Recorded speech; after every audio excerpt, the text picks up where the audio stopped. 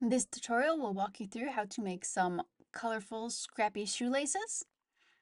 That will be a creative way to use up some small leftover fabric scraps.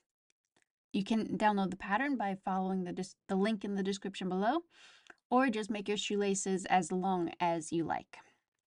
Start by arranging your scraps of fabric. Lay them out in a line however you like. You just have to make sure that the scrap collage is long enough for your shoelace pattern to fit.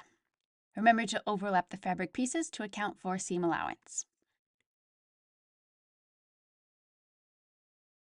Now you want to sew your fabric scraps together one by one.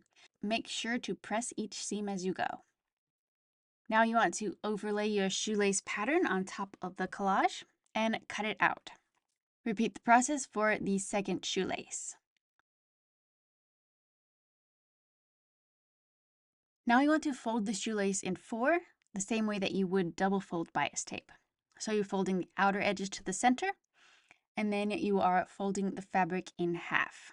If you have one of these little bias tape makers, that can actually help out a lot in getting the shoelaces folded.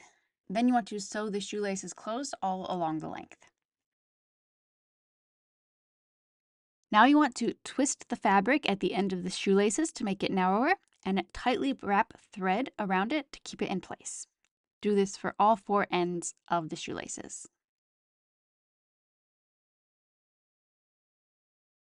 Now you want to dip the shoelace tips in some glue. This will keep the ends of your shoelaces from fraying over time. Once your glue has dried, you're finished, and you have a new set of colorful, scrappy shoelaces.